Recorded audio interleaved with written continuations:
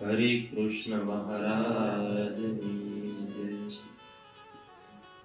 સ્વામિનારાયણ ભગવાનની જય.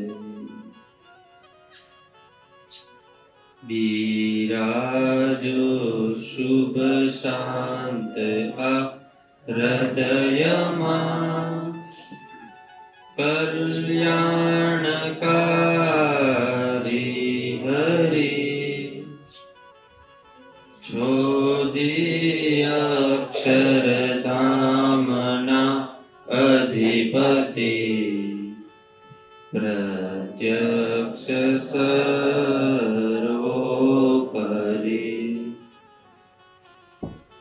સર્વે અક્ષર મુક્તને હૃદયમાં સ્નેહ કરુઈને સ્મરું,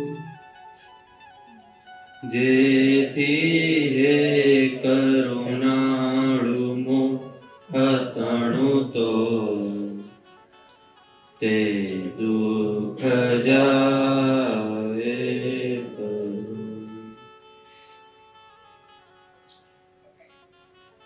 પરમ કૃપાળુ આરાધ્ય ઈષ્ટદેવ ભગવાન શ્રી સ્વામિનારાયણ,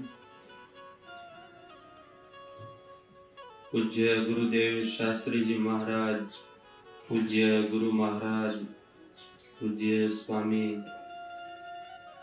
તમામ શિક્ષક શ્રીઓ, વિદ્યાર્થીઓ તેમજ મહારાજને વાલા તમામ ભક્તજનોને ભાવથી જય સ્વામિનારાયણ.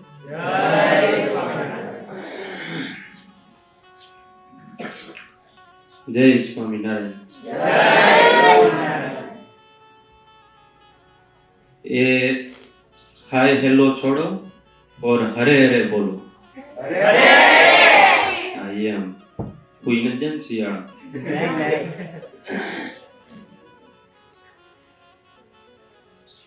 કથામાં પ્રવેશ કરતા પહેલા અત્યારે ભારતની અંદર મહાકુંભ ચાલે છે, ત્યારે એમની થોડીક વાતોનું આપણે શ્રવણ કરીશું. ભારત એ પ્રાચીન સંસ્કૃતિ ધરાવતો એક દેશ છે, સંત પ્રિય દેશ છે અને ભેખમાં ભગવાનને માનનારો દેશ છે. એમાં પણ સમગ્ર હિન્દુઓ માટે કોઈ સૌથી મોટામાં મોટો પર્વ ગણાતો હોય તે મહાકુંભનો પર્વ ગણાય. એકતાનું પ્રતીક એટલે આ મહાકુંભ. આપણા ભારતની અંદર બે પ્રકારના મેળાઓ થાય, એક લૌકિક મેળા અને બીજું ધાર્મિક મેળા. એમાં જે લૌકિક મેળા હોય એ માત્ર આનંદ માટે, મનોરંજન માટે હોય, જ્યારે ધાર્મિક મેળા, આધ્યાત્મિક મેળા એ ભક્તિ અને મુક્તિ આ બંને માટેના હોય છે. ત્યારે એવો જ એક આધ્યાત્મિક મેળો સૌથી પ્રાચીન અને સૌથી મોટો એટલે આ મહાકુંભનો મેળો. આ કુંભ સાથે તો મુખ્ય બે કથાઓ જોડાયેલી છે, સંકળાયેલી છે, જે અવારનવાર સાંભળવામાં આવે છે. એમાં સૌથી પહેલી કથા કંઈક એવી છે, કશ્યપ ઋષિ હતા, એમને બે પત્નીઓ હતી. એકનું નામ હતું કદ્રુ અને બીજાનું નામ હતું વિંતા. બંને બહેનો હતી, કશ્યપ ઋષિની પત્ની હતી. એમાં એક વખત કદ્રુએ કીધું કશ્યપ ઋષિને કે મારે 100 વિશીલા બાળકો જોઈએ છે, 20 વાળા બાળકો, ઝેર વાળા બાળકો વરદાનમાં. એટલે કશ્યપ ઋષિએ કીધું તથાસ્તુ. અને થોડોક સમય ગયો એટલે એને જંગલમાં ક્યાંક 100 ઈંડા મળ્યા. અને એ ઈંડા પછી જ્યારે એનો સમય પાક્યો ત્યારે ફૂટ્યા અને એમાંથી સાપ નીકળ્યા, ઝેરી સાપ. એટલે સર્પોની માતાને કદ્રુ કહેવાય છે. બીજી પત્ની હતી વિંતા. એને પણ થયું કે જો આ કદ્રુ પાસે 100 બાળકો હોય તો મને કેમ નહીં. એટલે એને પણ કશ્યપ ઋષિને કીધું કે મને પણ વરદાન આપો, મને ભલે ઓછા બાળકો આપો પણ વધારે ઝેરીલા બાળકો આપો, વિશીલા બાળકો આપો. કશ્યપ ઋષિ એને પણ તથાસ્તુ કીધું અને થોડાક સમય પછી એને બે મોટા ઈંડા મળ્યા. પણ આ બાજુ આ માં વિનતાને ધીરજ રહી નહીં, એટલે એક ઈંડું પોતાની હાથેથી જાતે ફોડી નાખ્યું અગાઉ સમય પહેલા, અને એમાંથી ઈંડું ફેડ્યું, એમાંથી આજે એનો પૂરો વિકાસ થયો નહોતો, પોષણ થયું નહોતું, એટલે અડધું શરીર આજે એનું તૈયાર થયું હતું. અને જેવું ઈંડું ફેડ્યું એટલે એમાંથી પક્ષી નીકળ્યું અને તરત જ ઉડવા લાગ્યું. અને એ પક્ષી એટલે અરુણ. અને જતા જતા એટલું કીધું કે માં તમે બીજું ઈંડું છે એ ફોડતાની તમારી હાથે, એ જ્યારે સમય થાય ત્યારે એની રીતે ફૂટવા દેજો. વિનતાએ આ વાત માંડી અને થોડાક સમય પછી એ બીજું ઈંડું હતું એ આપોઆપ જ્યારે એનો સમય થયો ત્યારે એ ફૂટ્યું. અને એ ઈંડું જે ફૂટ્યું એમાં આખું શરીર એ પક્ષીનું અને અડધું શરીર, ચહેરો ને એવું બધું હતું એ મનુષ્યનું હતું, હાથ ને એવું બધું, અને પાંખ હતી. અને એ હતા ગરુડ, જે ભગવાનનું આપણે વાહન કહીએ છીએ. એ વાહન પણ કઈ રીતે બન્યું એ પણ આ કથામાં આવી જશે. ગરુડજી હતા. હવે એમનો જન્મ થયો એટલે એને જોયું કે મારી માં વિનતા એમને કદ્રુ અને એના 100 બાળકો જે છે એ બધા એ દાસી બનાવી છે. એટલે કદ્રુ પાસે ગયા અને વાત કરી કે તમે મારી માને છોડી દો. એટલે એના જે 100 ઝેરીલા બાળકો હતા એને વાત કરી કે એવી રીતે અમે ન છોડીએ, તમે વૈકુંઠ ધામથી કળશ કુંભ લેતા આવો, અમૃતનો કુંભ, તો પછી અમે એને છોડી દઈએ. એટલે ગરુડજી ગયા, વૈકુંઠ ધામથી અમૃતનો જે કુંભ હતો, કળશ હતો એ લીધો અને લઈને આવતા હતા. વચ્ચે એવું કહેવાય કે ઘણા દેવતાઓ સાથે યુદ્ધ થયું, પણ ખૂબ શક્તિશાળી હતા. છેલ્લે વિષ્ણુ ભગવાન આવ્યા. એટલે વિષ્ણુ ભગવાને જોયું કે આ ગરુડજી છે હાથમાં કુંભ લઈને જાય છે પણ અમૃતનું પાન કરતા નથી. એનો અર્થ એવો કે અમૃત માટે એ જતા નથી, બીજા કોઈના માટે લઈ જાય છે. એટલે ગરુડજીને પૂછ્યું કે તમારા હાથમાં જે અમૃતનો કુંભ છે તો તમારે એ પીને અમર બની જવું જોઈએ, એની બદલે તમે બીજા માટે શા માટે, કોના માટે લઈ જાઓ છો? એટલે પછી ગરુડજીએ બધી વાત કરી કે આવી રીતે મારી માને દાસી બનાવી છે એના છોડાવવા માટે.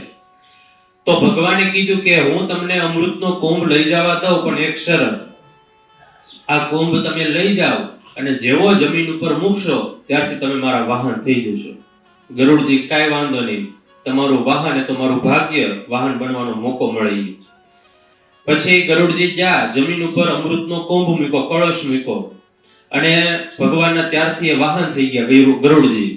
અને ભગવાને એવી માયાવી શક્તિ રચાવી કે અમૃતનો કુંભ જેવો જમીન ઉપર મૂક્યો એટલે ત્યાંથી તરત જ ગાયબ થઈ ગયો. પણ કુંભ આવી ગયો તો જમીન ઉપર, અને ઓલા વિશીલા બાળકો હતા એની સામે આવી ગયો તો, એટલે એને માં હતી જે વિનતા માં એને છોડી દીધા. અને ગરુડજીનું જે પણ હતું એનું કામ પણ એની માને છોડાવવાનું એ પૂરું થઈ ગયું. પણ જે સમયે આ કુંભ લઈને આવતા હતા, કળશ લઈને આવતા હતા, એ સમયે એવું કહેવાય કે 4 જગ્યાએ કળશમાંથી 4 જગ્યાએ ટીપા પડ્યા હતા અમૃતના કુંભમાંથી. એક ઉજ્જૈનમાં, બીજું હરિદ્વારમાં, ત્રીજું નાસિકમાં અને ચોથું પ્રયાગરાજમાં. આ ચારેય જગ્યાએ અમૃતના એક એક બુંદ પડ્યા, ટીપા પડ્યા, એટલે 4 જગ્યાએ કુંભ ઉજવાય છે. આ પહેલી કથા થઈ. બીજી કથા એવી કંઈક છે કે સમુદ્ર મંથન થયું એ સમયે ધન્વંતરી અમૃતનો કળશ લઈને બહાર આવ્યા. અને અમૃત તો દાનવોને પણ જોતું હતું ને દૈત્યોને પણ દેવોને પણ જોતું હતું. એટલે જેવો કળશ લઈને બહાર આવ્યા એટલે દાનવો હાથમાંથી લઈને જોટીને ભાગી ગયા. પછી થોડાક સમય દેવોના હાથમાં આવે, થોડાક સમય દાનવોના હાથમાં આવે, સામે સામે જોટા જોટી ચાલતી હતી. અને એ સમયે એવું કહેવાય કે આ કુંભમાંથી 4 બુંદના ટીપુ, અમૃતના ટીપુ, એ ઉજ્જૈન, હરિદ્વાર, નાસિક અને પ્રયાગરાજ, આ ચારેય જગ્યાએ પડ્યા એટલે ચારેય જગ્યાએ કુંભ ઉજવાય છે. એવું પણ કહેવાય છે એક કથામાં કે 4 જગ્યાએ કુંભ અમૃતના થોડીવાર માટે રાખવામાં આવ્યા હતા, એટલા માટે ઉજવાય છે. અને અમુક કથાઓમાં એવું લખાણું છે કે 4 જગ્યાએ બુંદ પડ્યા હતા, ટીપા પડ્યા હતા, એટલા માટે ઉજવાય છે. ત્યારે એ અમૃતનો કુંભ આવી રીતે ત્યારથી આ 4 સ્થાને કુંભ ઉજવવાનું શરૂ થયું. હવે આ કુંભનો મેળો એ ખાલી ગમે ત્યારે ઉજવી નાખીએ એમ નહીં, એનો પણ એક તિથિને આધારે, ગ્રહોને આધારે એક ચોક્કસ સમય નક્કી કરવામાં આવે. 4 સ્થાનોમાં જ્યારે જ્યારે કુંભ ઉજવાય ત્યારે એનો સમય નક્કી કર્યો છે. આમ તો જ્યારે આ કુંભ લઈને જતા હતા ગરુડજી, દાનવો, ત્યારે એવું લખાણું કે સૂર્યદેવ હતા એ ધ્યાન રાખતા હતા કે અમૃતનો કુંભ છે એ તૂટી ન જાય. ચંદ્ર છે એ ધ્યાન રાખતા હતા કે આ કુંભમાંથી અમૃત ઢોળાય ન જાય. અને બૃહસ્પતિ છે એ એવું ધ્યાન રાખતા હતા કે આ કુંભ છે એ દૈત્યોના દાનવોના હાથમાં ન આવી જાય. એટલે આ ત્રણેય દેવતાઓ, ત્રણેય ગ્રહો એને આધારે સમય નક્કી કરવામાં આવે. જ્યારે સૂર્ય એ મેષ રાશિમાં પ્રવેશ કરે અને બૃહસ્પતિ એ કુંભ રાશિમાં પ્રવેશ કરે એ સમયે હરિદ્વારમાં કુંભ યોજાય. પછી સૂર્ય મકર રાશિમાં પ્રવેશ કરે, ચંદ્ર પણ મકર રાશિમાં પ્રવેશ કરે અને બૃહસ્પતિ મેષ રાશિમાં પ્રવેશ કરે ત્યારે પ્રયાગરાજમાં કુંભ ઉજવાય, જે ત્યારે શરૂ છે. પછી સૂર્ય સિંહ રાશિમાં પ્રવેશ કરે અને બૃહસ્પતિ પણ સિંહ રાશિમાં પ્રવેશ કરે ત્યારે નાસિકની અંદર કુંભનો મેળો હોય. સૂર્ય મેષ રાશિમાં પ્રવેશ કરે અને બૃહસ્પતિ સિંહ રાશિમાં પ્રવેશ કરે ત્યારે ઉજ્જૈનની અંદર મેળો હોય. આવી રીતે જ્યારે પણ એ ગ્રહો એ દિશામાં એ રાશિમાં પ્રવેશ કરે ત્યારે કુંભનો મેળો ઉજવાય. બીજું એને માઘ મેળો પણ કહેવાય. માઘ મેળો એટલે શા માટે? તો અત્યારે માઘ મહિનો ચાલે તો અત્યારે બધા માટલાની વ્યવસ્થા થઈ ગઈ. પેલા મોટા ભાગે બધા નદીઓ સમુદ્રમાં સ્નાન કરવા માટે જતા. એટલે આ પ્રયાગરાજ, હરિદ્વાર એ બધી ગંગાની નદીઓ છે એમાં જ્યારે સ્નાન કરવા જતા એક મહિનો, એટલે ત્યારે ઘણા બધા લોકો ત્યાં ભેગા થતા અને સવારના સમયે ત્યાં ભક્તિ કરતા, સ્નાન કરતા. એટલા માટે માઘ મેળા તરીકે પણ ઓળખાય. આ ખાલી આપણા શાસ્ત્રો ગ્રંથોમાં ઉલ્લેખ છે એમ નહીં, પરંતુ ઔરંગઝેબ આવ્યો તો, જે રાજા ઔરંગઝેબ, એ સમયના જે પુસ્તકો છે, મુગલ કાળના સમયના જે પુસ્તકો છે, આઈને અકબરી નામનું એક પુસ્તક છે, આ બધા જ પુસ્તકોની અંદર પણ આ કુંભ મેળાનો ઉલ્લેખ થયો છે. અને એવો પુસ્તકોમાં લખાણું છે કે એ સમયે પ્રયાગરાજમાં વધારે મેળો ભરાતો. એટલે એવું લખાણું છે કે પ્રયાગરાજમાં એક મહિનો ભારતના બધા જ ભક્તો એ પ્રયાગરાજમાં ભેગા થતા અને આનંદ, કિલોલ, ભક્તિ આ બધું જ ઉજવતા. ત્યારે દર 3 વર્ષે 4 સ્થાનો જે કીધા, ઉજ્જૈન, હરિદ્વાર, નાસિક અને પ્રયાગરાજ, દર 3 વર્ષે મેળાઓ ત્યાં હોય. 3 વર્ષ ઉજ્જૈનમાં હોય, 3 વર્ષ હરિદ્વાર હોય, 3 વર્ષ નાસિક હોય અને પછીના 3 વર્ષ પ્રયાગરાજ હોય. એટલે ધારો કે 3 વર્ષે વારા આવે એટલે ઉજ્જૈનનો વારો 12 વર્ષે પછી એકવાર આવે. 3 વર્ષ અહીંયા હોય, બીજા 3 વર્ષ પછી બધે હોય. એટલે ઉજ્જૈનનો વારો 12 વર્ષે આવે. એવા 12 વર્ષ પાછા 12 વખત થાય એટલે 144 વર્ષ થાય ત્યારે જે ઉજવાય એને મહાકુંભ કહેવાય. અત્યારે જે પ્રયાગરાજમાં મહાકુંભ ચાલે એ 12 વર્ષેનો વારો આવતો હોય એટલે 144 વર્ષ પછી અત્યારે આવ્યો છે એટલે એ મહાકુંભ કહેવાય. કુંભના 4 પ્રકાર. એક તો ખાલી એમનેમ કુંભ, એ દર 3 વર્ષે હોય. પછી અર્ધ કુંભ, એ 6 વર્ષે ઉજવાય, એ ખાલી હરિદ્વાર અને પ્રયાગમાં જ ઉજવાય છે. પછી પૂર્ણ કુંભ એટલે એ 12 વર્ષ પૂરા થાય ત્યારે જ્યારે ઉજવાય એ પ્રયાગરાજમાં ઉજવાય. અને મહાકુંભ એટલે કે 12 કુંભ પૂરા થાય એવા પાછા 12 વર્ષ એટલે 144 વર્ષ પૂરા થાય પછી જે ઉજવાય એને મહાકુંભ કહેવાય. એ અત્યારે પ્રયાગરાજમાં મહાકુંભ ચાલે. 2001માં કુંભ થયો હતો, 2013માં થયો અને અત્યારે 2025માં અત્યારે મહાકુંભ ચાલે છે. 13 જાન્યુઆરી થી 26 ફેબ્રુઆરી 13 જાન્યુઆરી શરૂ થયો અને 26 ફેબ્રુઆરી સુધી આ કુંભ ચાલશે. પછી આ કુંભમાં અનેક સાધુ, સંતો, સંન્યાસીઓ, યોગી, જોગી, મુનિ બધા આવતા હોય. સાથે સાથે ઘણા બધા દેશ વિદેશથી હરિભક્તો પણ આવતા હોય. અને આખા કુંભનો જે આત્મા મુખ્ય એ અખાડાઓ કીધા છે. મુખ્ય 13 અખાડા છે. એમાં 7 શૈવ સંપ્રદાયના અખાડા છે, 3 વૈષ્ણવના અને બીજા 3 ઉદાસીન અખાડા છે. આવી રીતે 13 અખાડા છે. આ 13 અખાડા એ મુખ્ય આ કુંભનો આત્મા ગણવામાં આવે છે. બીજું, આ કુંભ જ્યારે શરૂ થાય ત્યારે સૌથી પહેલા મહિનાઓ પહેલાની તૈયારીઓ શરૂ થઈ હોય. સૌથી પહેલા એને જે પણ જમીન હોય ફાળવવામાં આવે અખાડા પ્રમાણે. પછી એ જમીન હોય એનું ભૂમિ પૂજન થાય. પછી અહીંયા અલગ અલગ પ્રકારની બધી શિબિરો થાય. અને એની પછી જ્યારે કુંભ શરૂ થાય ત્યારે આપણે જેમ શોભાયાત્રા કાઢીએ અતિ ભવ્ય, એ રીતે મોટી એને નગર યાત્રા નીકળે, એને નગર પ્રવેશ કહેવામાં આવે. એ રીતે મોટી એની યાત્રા નીકળે. બીજું, આ કુંભમાં શાહી સ્નાન એ ખૂબ જ પ્રખ્યાત છે. દેશ વિદેશથી લોકો, બધા સાધુ સંતો એ આ શાહી સ્નાન કરવા માટે જતા હોય.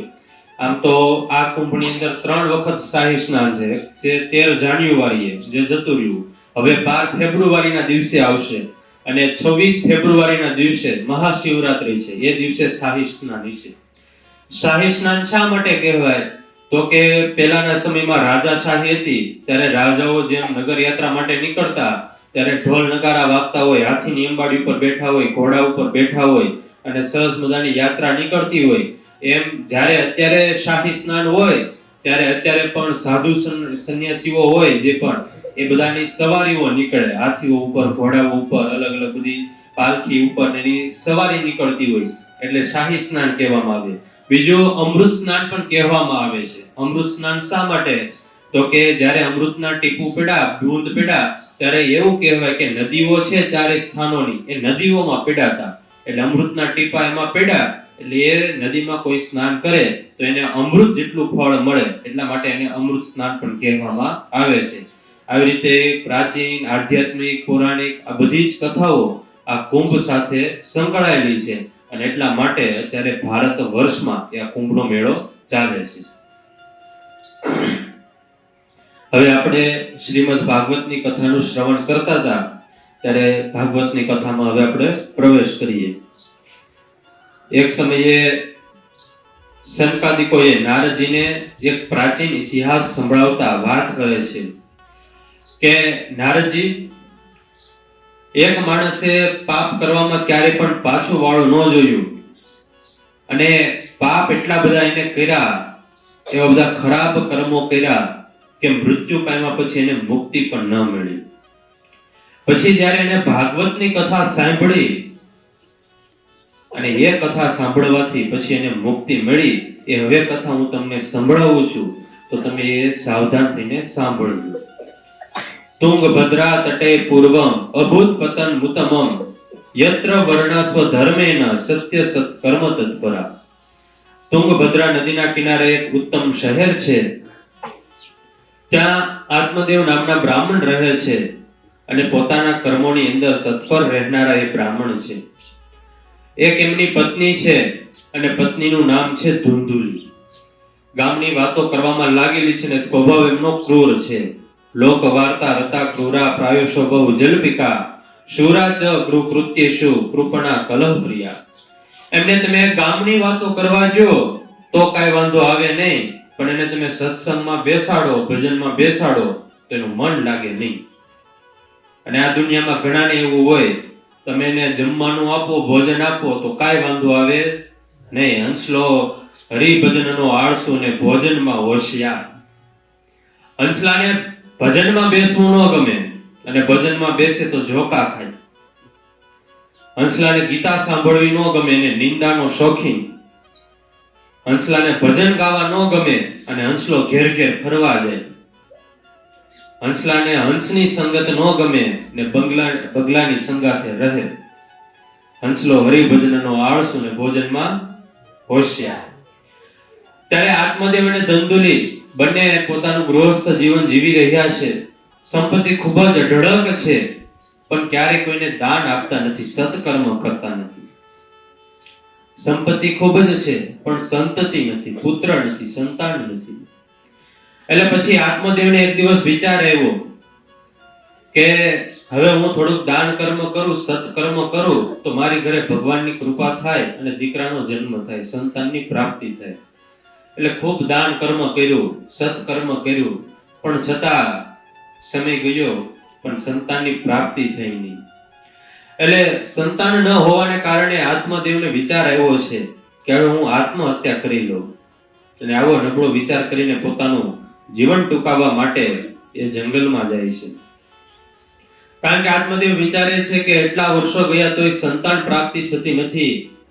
આંગણામાં ઉભેલી ગાયને વાછડાનો જન્મ ન થાય, આંગણામાં ઉભેલા તુલસીને માંજર ન આવે, વૃક્ષોને ફળ ન આપે, ફળ ન આવે તો મારા કયા જન્મના એવા પાપ હશે કે મારા ઘરે સંતાનની પ્રાપ્તિ થતી નથી. એટલે હવે તો બીજો કઈ ઉપાય નથી, મારું જીવન અહીંયા ટૂંકાવી દઉં એવો વિચાર કરીને જંગલમાં જાય. અને જ્યાં જંગલમાં જઈને આત્મહત્યા કરવા માટે જાય ત્યાં એક સંત મહાત્મા ત્યાં મળી ગયા એને. અને સંત મહાત્મા એમનો હાથ પકડી લીધો. સંતે કીધું, અરે ભાઈ, આ શું કરી રહ્યા છો તમે? શા માટે આત્મહત્યા કરો છો? તમને ખબર છે આ જગતમાં આત્મહત્યા જેવું કોઈ મોટું પાપ નથી.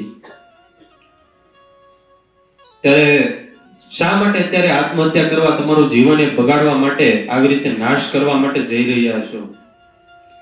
આમ તો વાલા ભક્તજનો, જીવનમાં સૌથી મોટામાં મોટું પાપ મહારાજે શિક્ષાપત્રીમાં પણ લખ્યું, એ આત્મહત્યા છે.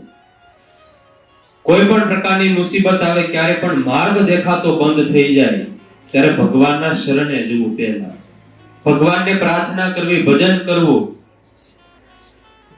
ઘણા લોકો એવી પરિસ્થિતિ વિકટ આવી છે ત્યારે પોતાનું એ જીવન ટૂંકાવી દેતા હોય, પણ તમારું લીધેલું એક ખોટું પગલું, તમારો એક ખોટો નિર્ણય, એ તમારી આવનારી પેઢીને નીચું જોવા જેવું કરે.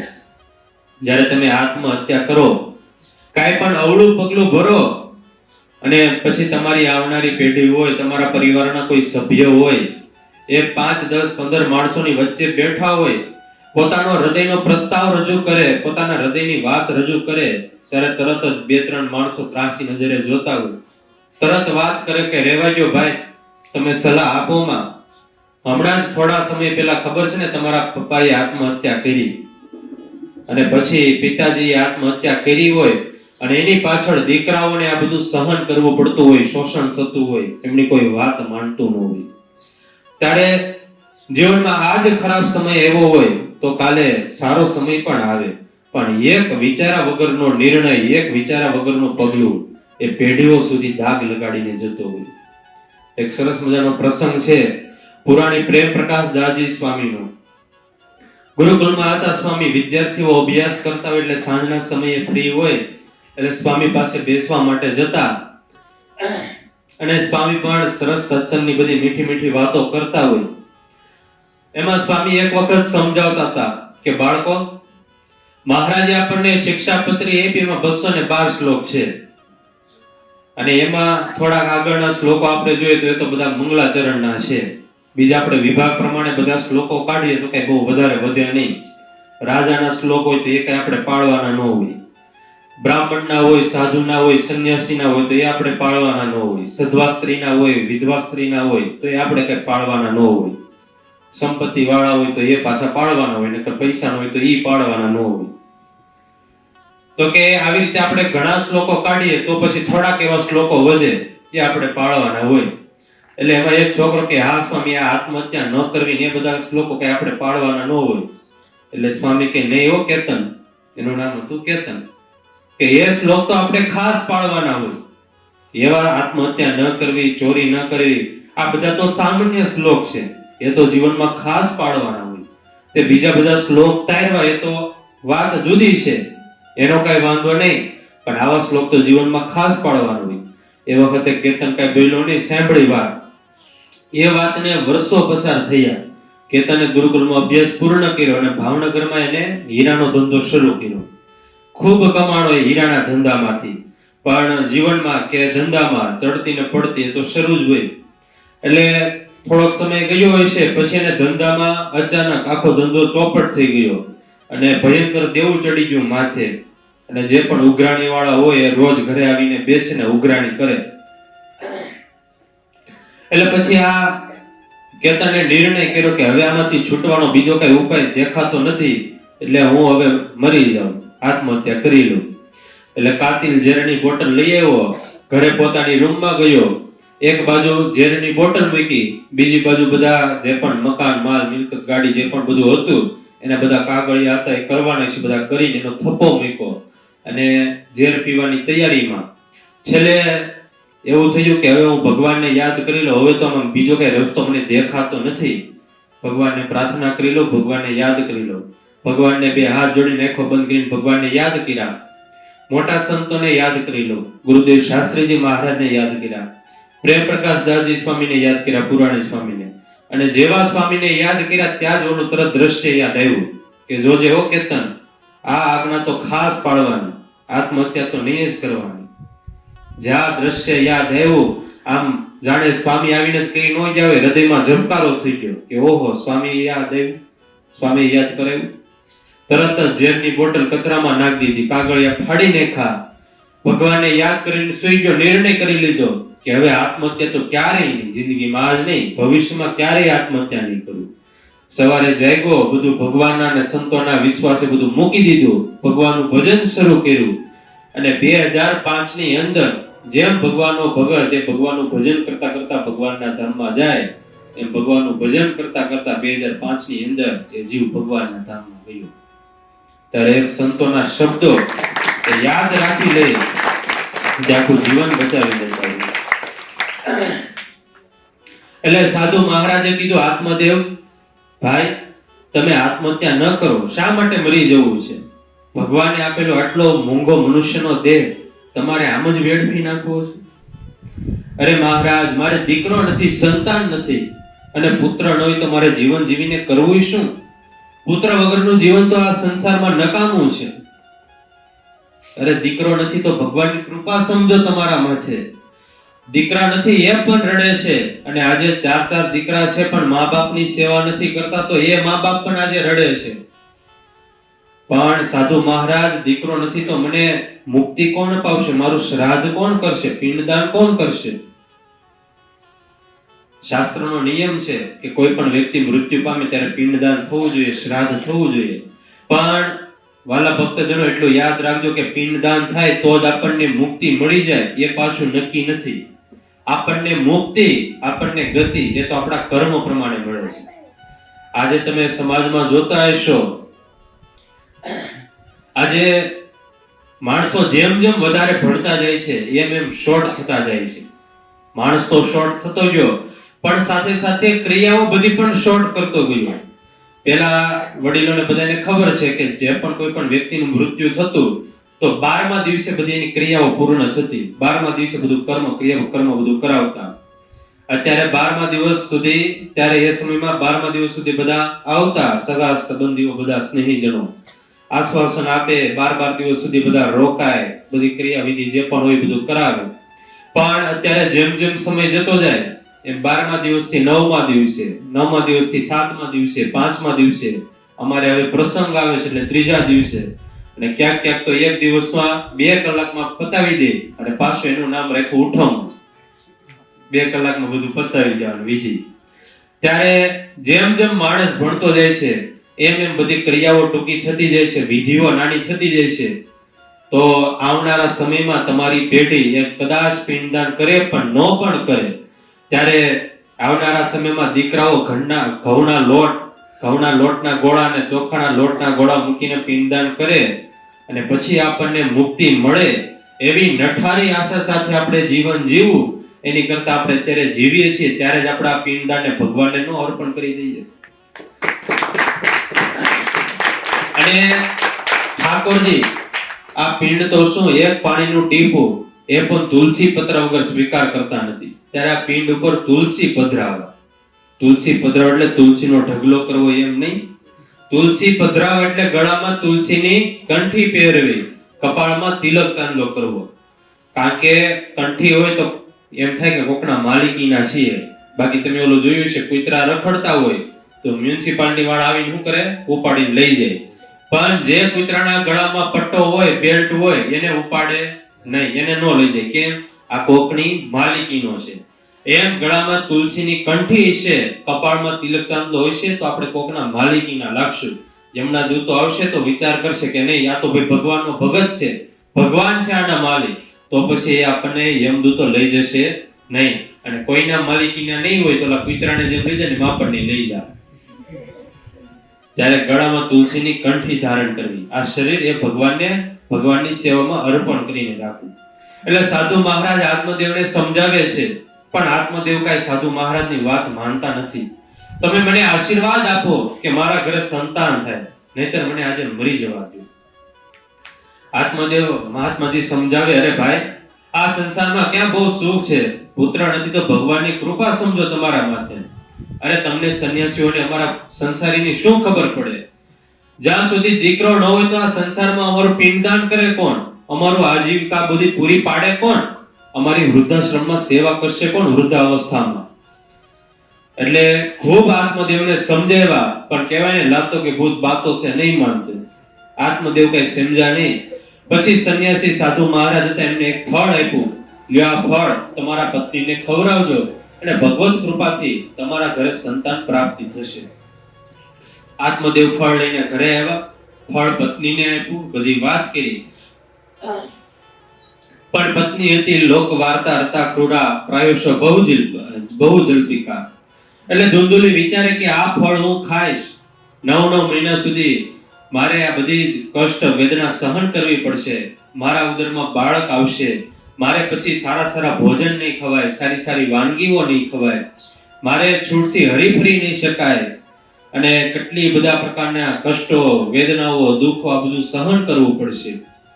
એટલે પછી એ ફળ એને ખાધું નહીં, અને એ ફળ આંગણામાં ઊભેલી ગાયને ખવડાવી દીધું, અને પોતાની બેન સાથે નક્કી કર્યું કે હું તને થોડા પૈસા આપીશ, એના બદલામાં તારે તારું સંતાન જે પણ આવે મને આપવાનું, અને તારું પણ કામ થઈ જાય અને મારું પણ કામ થઈ જાય.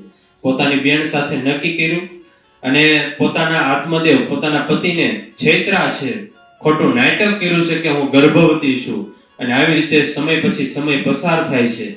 બહેનને ત્યાં સંતાન પ્રાપ્તિ થઈ, દીકરાનો જન્મ થયો.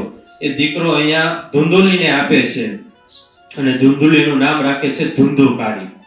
બીજી બાજુ 3 મહિના પસાર થયા પછી ગાયને પણ એક દીકરાનો જન્મ થયો, કારણ કે સાધુ મહારાજના આશીર્વાદ હતા, સંતોના આશીર્વાદ, સંતોએ કરેલી પ્રાર્થના એ ક્યારે વ્યર્થ ન જાય, કારણ કે સંતોએ પ્રાર્થના કરતો એમાં કાંઈ પણ પ્રકારનો એને સ્વાર્થ ન હોય. સંતો હોય તો ભાવના ભૂખા હોય, પ્રેમના ભૂખા હોય.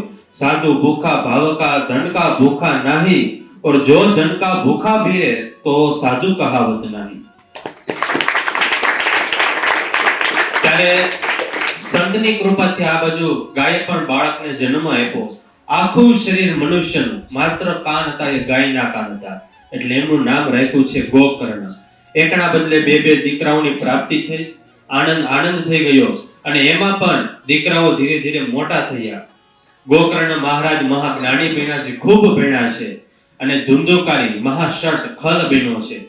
કારણ કે કહેવાય ને કુવામાં હોય એવું અવેડામાં આવે. જેવા સંસ્કાર, જેવી મા બાપ એને સંસ્કાર આપે એવા દીકરામાં સંસ્કાર આવે. જેવું વાવો એવું લણો. એક વાત યાદ આવે તમને, કહી દો બધાને. એક ટેણીયો હતો, અને ભણવા માટે એના મમ્મીએ સ્કૂલે બેસાડ્યો હોય છે, એટલે રોજ લખવાની પાટી પેન લઈને એને મોકલે સ્કૂલે. પાટી પેન લઈને તો જાય, પણ ઘરે પાછો આવે ત્યારે પાટી પાછી આવે, પેન પાછી આવે નહીં. એ તો તમે બધાય લાવતા નહીં. એટલે ઘરે રોજ આવે એટલે લેસન કરાવે એના મમ્મી. એટલે લેસન કરાવવા દફતર બધું જોવે, થેલો જોવે, તો ક્યાંય પેન મળે નહીં. એટલે આવું 10-15 દિવસ ચાલ્યું, ને પછી તપાસ કરી તો ખબર પડી કે આ ટેણીઓ સી રોજ પેન ખાઈને આવે છે, ખોઈને નહીં પણ ખાઈને આવે છે. એટલે પછી બીજા દિવસે એના મમ્મી સવારે ઉપડ્યા, એક હાથમાં દફતર લીધું અને બીજા હાથમાં ઓલા ટેણીયાનું બાવડું પકડ્યું, અને શેરીમાંથી નીકળ્યા, અને રાડું નાખતા જાય જોર જોરથી કે માસ્તરને તો કઈ ખબર પડતી નથી, ને હરામના પૈસા લઈ જાય છે, ને મારો છોકરો પેન ખાઈ જાય તો કઈ ધ્યાન રાખતા નથી, ને હળગતું ટીપણું નીકળ્યું શેરીમાંથી. પછી સ્કૂલે ભેગા એટલે સાહેબ તો સમજી ગયા, દૂરથી બધી ખબર પડી ગઈ હતી. સાહેબ સમજી જાય એટલે સાહેબ કઈ બોલ્યા નહીં, કારણ કે હળગતું ટીપણું. સાહેબ કે જો આમાં હું આહુતિ આપી તો વધારે ભભૂક છે, એટલે અત્યારે આપણે બધું શાંતિથી સાંભળી લઈએ. તો કે કાંઈ વાંધો નહીં બેન, હું ધ્યાન રાખીશ, હવે પેન નહીં ખાય એવું હું કઈ કરીશ. એવી રીતે બધી વાત કરીને બેનને મોકલી દીધા. હવે આ બાજુ સાહેબે ટેણીયાને કીધું, ટેણીયા, અમે કઈ તને પેન ખાવાનું કહેતા નથી, શીખવાડતા નથી, પેન તું ખા અને વારો અમારો પડે. હવે પેન ખાવાનું અમે કહેતા નથી, શીખવાડતા નથી, તો તું પેન ખાવાનું શીખો ક્યાંથી? એટલે ટેણીઓ કે સાહેબ, જો મારી માં ઘરે બેઠા બેઠા ભૂતડો ખાતી હોય તો હું પેન ન ખાઉં. જેવું વાવો એવું લણો. એટલે ધંધુકારી અહીંયા મહાશટ ખલ બન્યો છે. ન ખાવાના પદાર્થો ખાય, ન પીવાના પદાર્થો પીવે, ન કરવાના કામો કરે. એક વખત મા પાસે પૈસા માંગ્યા, માએ પૈસાની ના પાડી તો પિતા પાસે પૈસા માંગ્યા, અને જ્યારે આત્મદેવ પણ ના પાડી ત્યારે જોરથી છાતીમાં એક લાત મારી અને આત્મદેવને ધરતી ઉપર પછાડી દીધા. ધરતી પર પછાડ્યા પછી પિતાને યાદ આવ્યું કે મહાત્માજી એ દિવસે કહેતા હતા કે દીકરા વાળાય રોવે છે ને દીકરા વગરનાય રોવે છે. પણ વાલા ભક્તજનો ભૂલતા નહીં, માં એક એવી બેંક છે કે જ્યાં તમે બધા જ દુઃખ જમા કરાવી શકો છો, અને પિતા એક એવું ક્રેડિટ કાર્ડ છે કે બેલેન્સ ના હોય તો પણ એ ખુશીઓ આપતા હોય છે મફતમાં. ત્યારે મા બાપ એ આપણને મફતમાં મળે, બાકી જે પણ બીજા કાંઈ પણ સંબંધો હોય ને એનું કાંઈક ને કાંઈક મૂલ્ય, કાંઈક ને કાંઈક કિંમત એ આપણે ચૂકવવી પડતી હોય છે. આજે ધંધોકારી મહાશટ ખલ બેનો ન કરવાના કામો કરે, પિતાજીને લાત મારી છે અને ત્યારે આત્મદેવને જ્ઞાન થયું કે નહીં, તે દિવસે મહાત્માજીની વાત માણી હોત તો આજે હું દુખી ન થાત. આજે સંસારમાં જે પણ બધા સંબંધો છે એ સ્વાર્થના સંબંધ થઈ ગયા છે. આ સંસારમાં આજે કોઈ કોઈનું નથી રહ્યું. કોના છોરું ને કોના વાછરડું, કોના માને બાપ, અંતકાળે રે જાવું જીવને એકલા. આ લોકમાં કોઈ કોઈનું નથી. આજે સ્વાર્થ સિવાય કોઈ કોઈની સાથે સંબંધ બાંધતા નથી. અને ત્યારે આજથી 200-250 વર્ષ પહેલા સ્વયં પ્રકાશાનંદ સ્વામી સરસ મજાનું એક કીર્તન લખીને ગયા. કોઈ કોઈનું નથી રે, કોઈ કોઈનું નથી રે, આના નામ રો બધા નથી રે, કોઈ કોઈનું નથી રે, મનથી માને કરે બધા મારા, માની લે દીવડા તારા કે મારા, મનથી માને કરે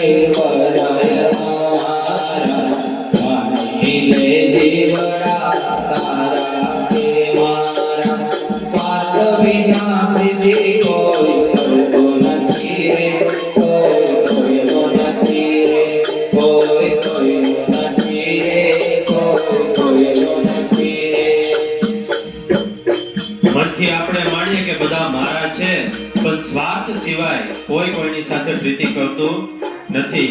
આ મારી દીકરી, આ મારા માં, આ મારા બાપ, આ મારી ઘરવાળી, બધા જ મારા, પણ મેરા પછી મળેલાની સંગાથે કોઈ જતું નથી.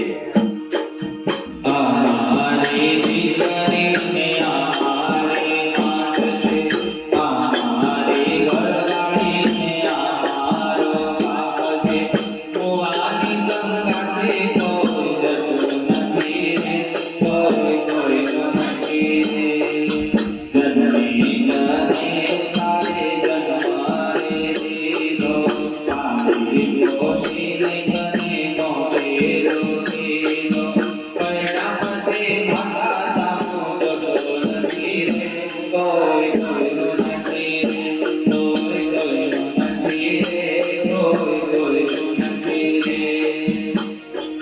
માએ 9 મહિના પેટમાં રાખીને કેટલા કષ્ટો સહન કરીને જન્મ દીધો, લાડકોડથી મોટો કર્યો, પણ સાહેબ મને એ સમજાતું નથી કે 25-25 વર્ષનો મા બાપનો પ્રેમ એ લગ્ન થયા પછી દીકરાને 2 વર્ષમાં જ ભૂલાઈ જાય છે.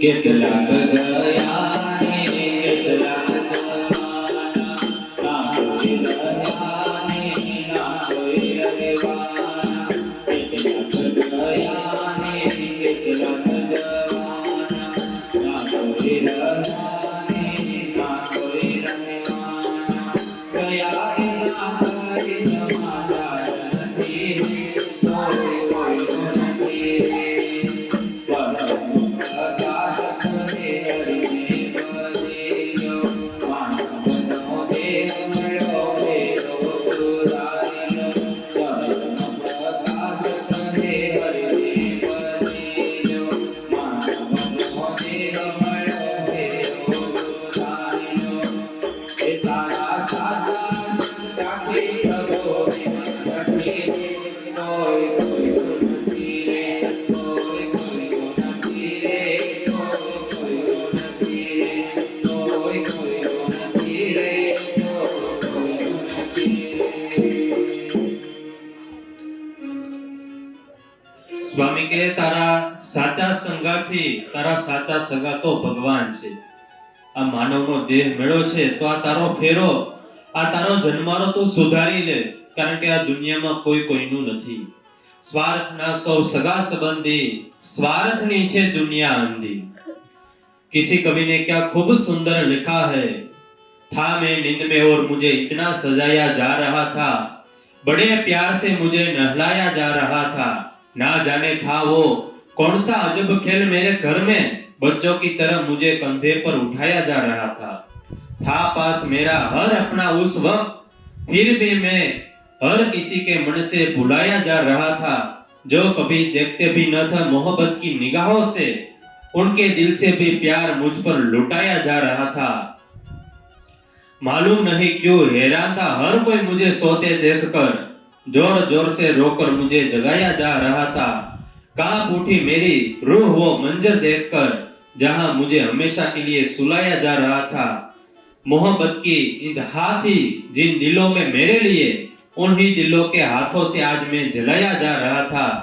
इस दुनिया में कोई किसी का हमदर्द नहीं होता यारो, लाश को स्मशान में रखकर अपने लोग ही पूछते हैं और कितना वक्त लगेगा, और कितना वक्त लगेगा। સ્મશાનમાં લઈ જાય અને સગા સંબંધી પૂછે કે હજી કેટલો સમય લાગશે, ત્યારે આ દુનિયામાં બધા એ સ્વાર્થના સગા છે। જ્યાં સુધી તમારી પાસે સત્તા હોય, સંપત્તિ હોય, તમારી જરૂર હોય, ત્યાં સુધી બધા તમારું તમારું કરશે, અને પછી તો કોણ તમે અને કોણ હું। આજે આત્મદેવને દીકરાનું પાટું વાગ્યું ને ભાન થયું।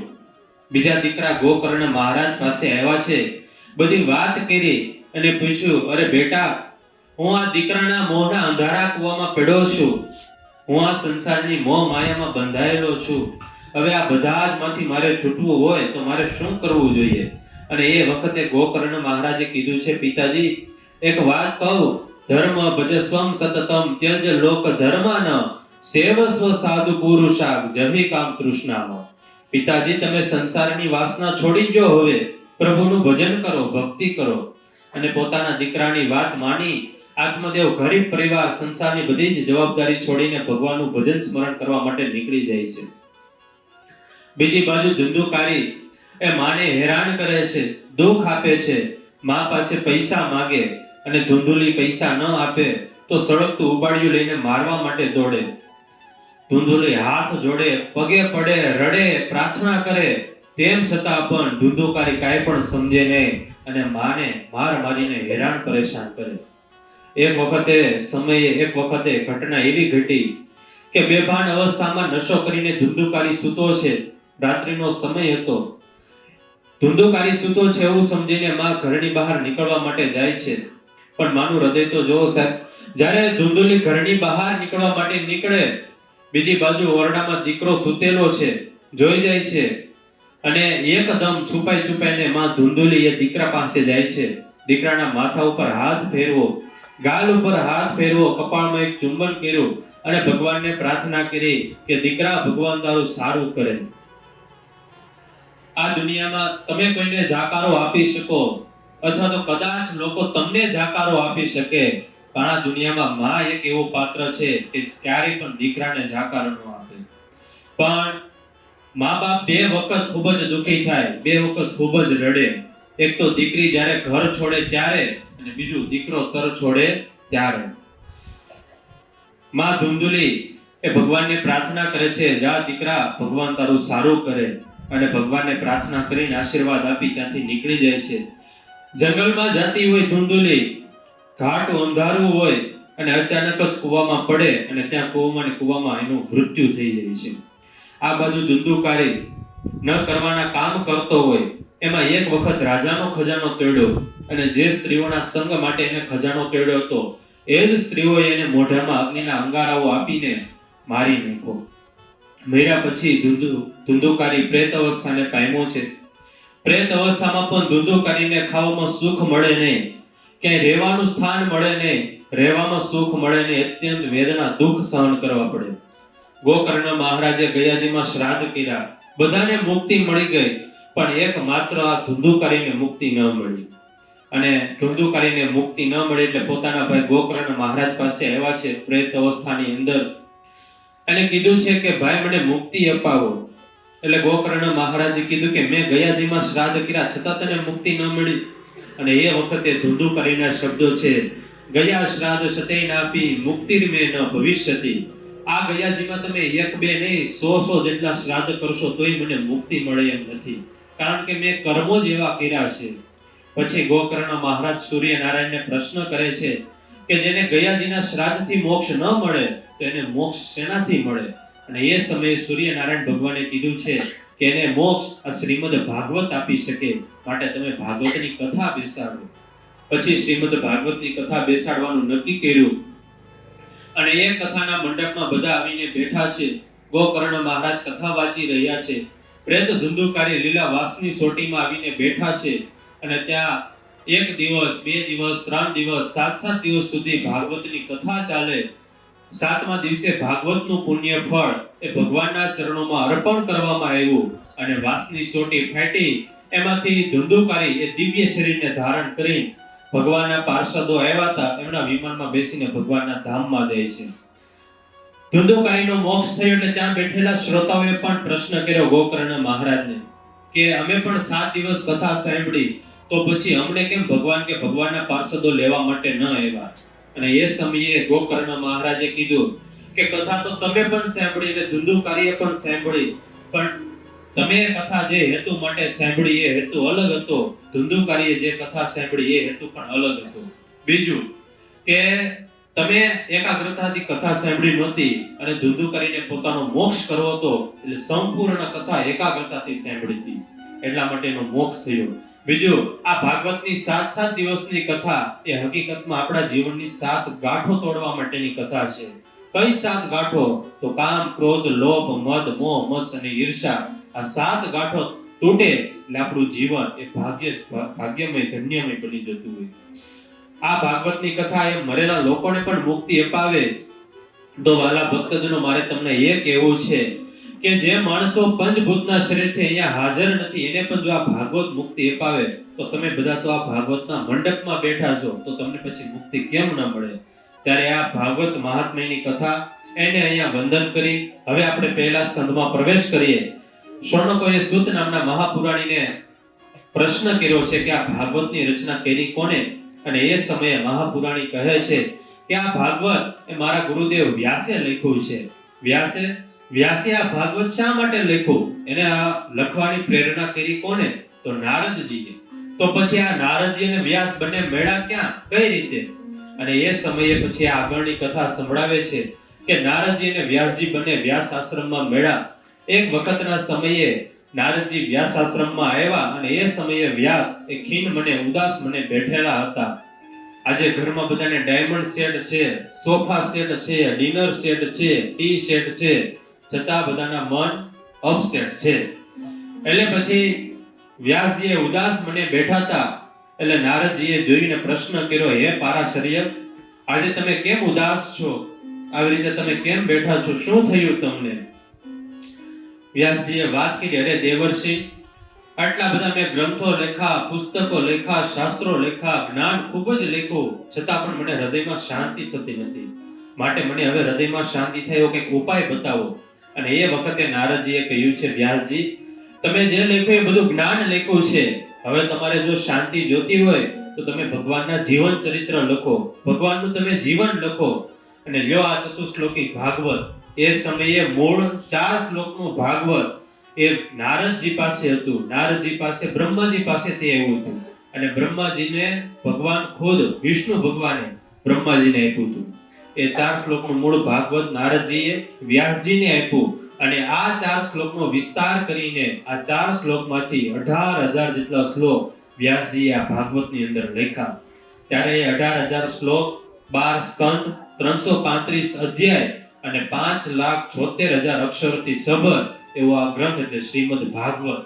અને એ ગ્રંથ જ્યારે પૂર્ણ થયો ત્યારે આ ભાગવતની અંદર જ વ્યાસજીએ કલમ પધરાવી દીધી. કેમ? તો કે હવે મારે કાંઈ પણ લખવાનું બાકી રહ્યું નથી. હવે મને હૃદયમાં પૂર્ણ શાંતિ થઈ. મારે જે પણ કાંઈ લખવાનું હતું એ બધું જ લખાઈ ગયું.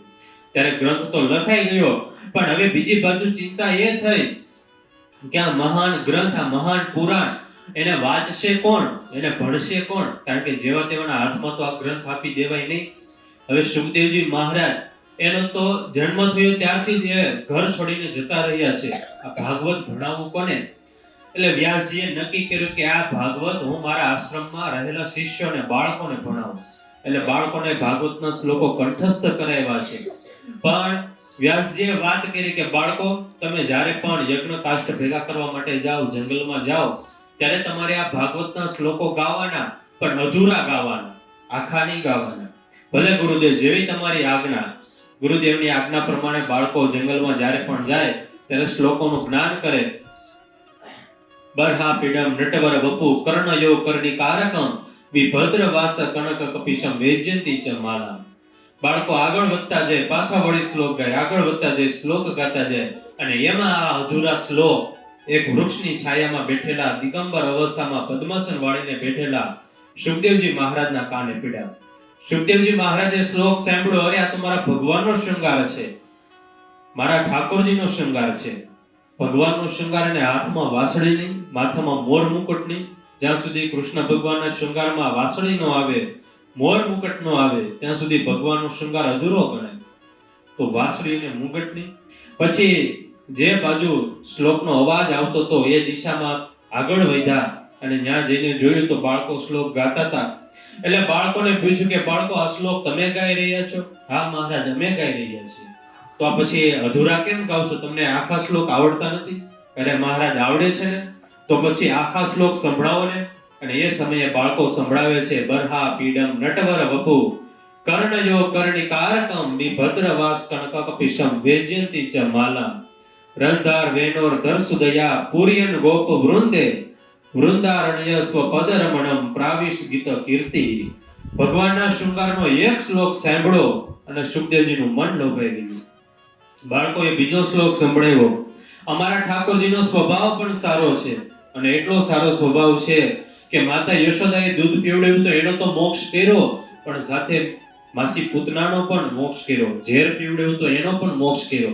આ કથા મને ને તમને એ ઉપદેશ આપે છે કે કોઈ આપણને ઝેર પીવડાવે તો એના પ્રત્યે પણ આપણે સારો ભાવ રાખવો, અને કોઈ દૂધ પીવડાવે, કોઈ આપણા વખાણ કરે, આપણો સાથ આપણે આપણી પ્રશંસા કરે, તો એમની સાથે પણ આપણે સારો ભાવ રાખવો, એના પ્રત્યે ક્યારે આપણે રાગ દ્વેષ જાગવા ન દેવા.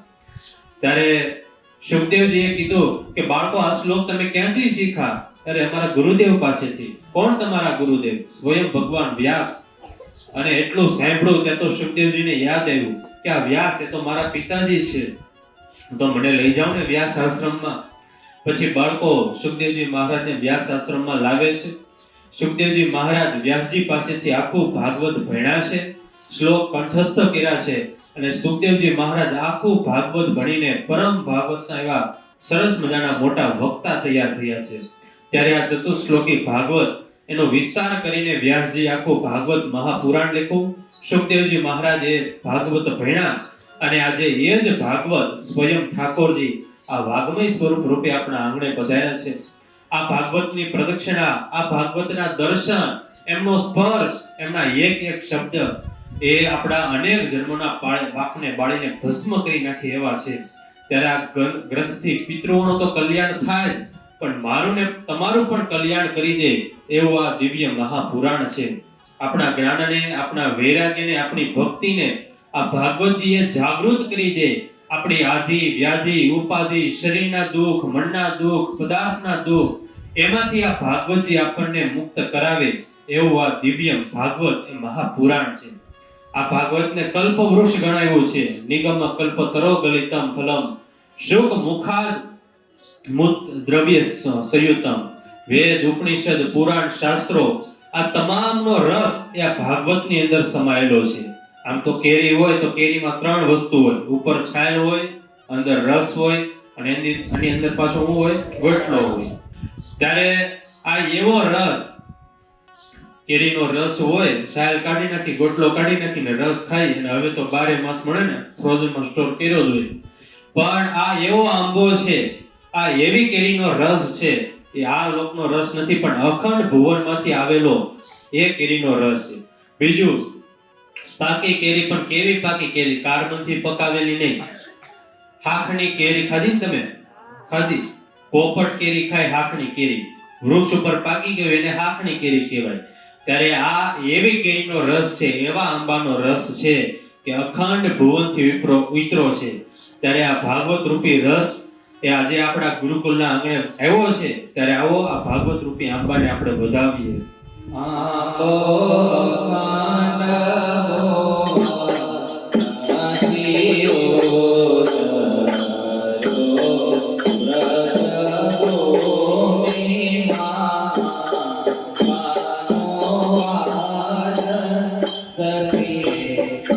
Oh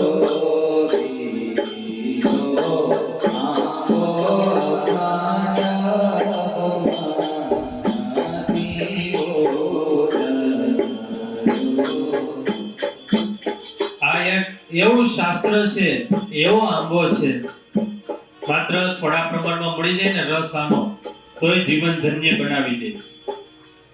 વાલા ભક્તજનો, આપણે ભાગ્યશાળી છે કે આજે અખંડ ભુવનમાં રહેનારો પ્રભુ આજે એક ભાગવત રૂપી આંબો એ આપણા આંગણે રોપી રહ્યો છે.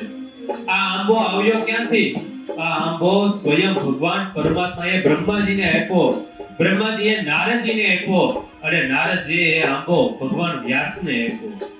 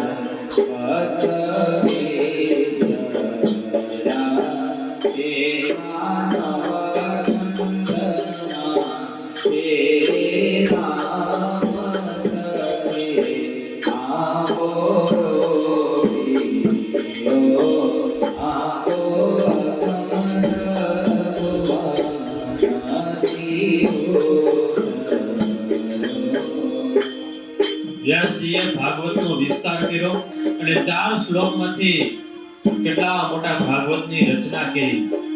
તમારા ઘરે વૃક્ષ હોય, તેનું થડિયું હોય, એક વૃક્ષને કદાચ એક થડ હોય, 2 થડ હોય, પણ આ અમારા ભાગવત રૂપી આંબાના થડ તો તમે જુઓ.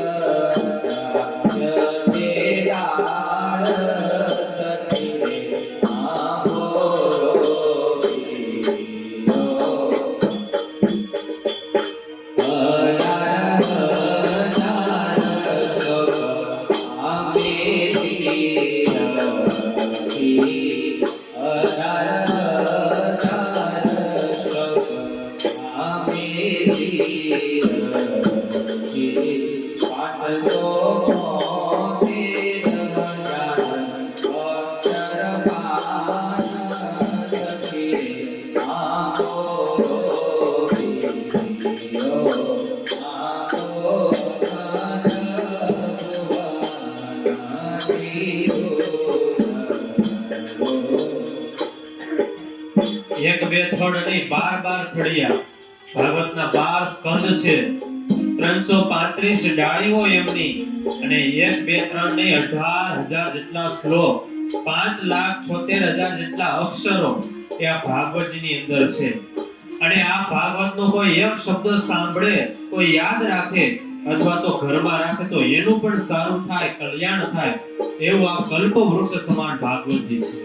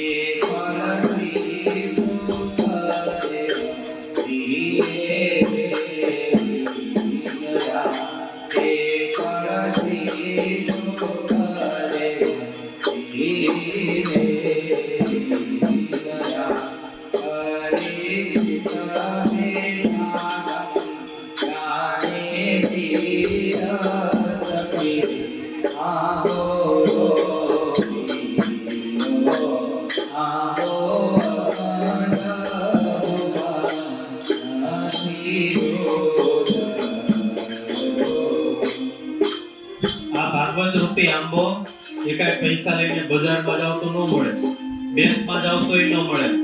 આ તો માત્ર સંતોના આશીર્વાદથી, સંતોના અનુગ્રહથી, સંતોની કૃપાથી આપણને મળે.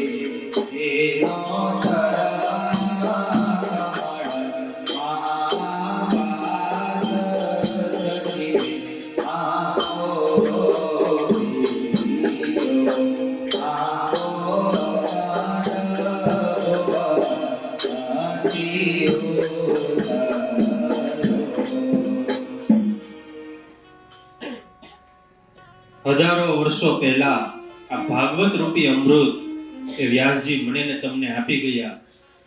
સુખ મેળવવાનું સાધન, શાંતિ મેળવવા માટેનો ઉપાય, સ્વભાવ સુધારવા માટેનું શ્રેષ્ઠ સાધન કોઈ હોય તો એ આ શ્રીમદ ભાગવત છે.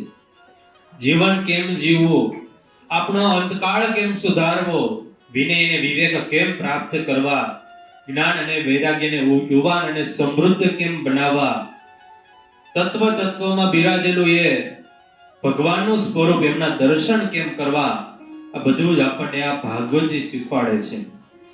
હવે થયું એવું, વ્યાસજીએ ભાગવત લખી નાખ્યું. સુખદેવજી મહારાજ ભાગવત ભણીને પરમ વક્તા તૈયાર પણ થયા, પણ હવે શ્રોતા ક્યાં? ત્યારે શ્રોતા એવા પરીક્ષિત મહારાજા, એમની કથા અને મહાભારતની વાત એ હવે આપણે આવતી સંસ્કાર સભામાં શ્રવણ કરીશું. આજની સભાને અહીંયા વિરામ આપીએ. સહજાનંદ સ્વામી મહારાજની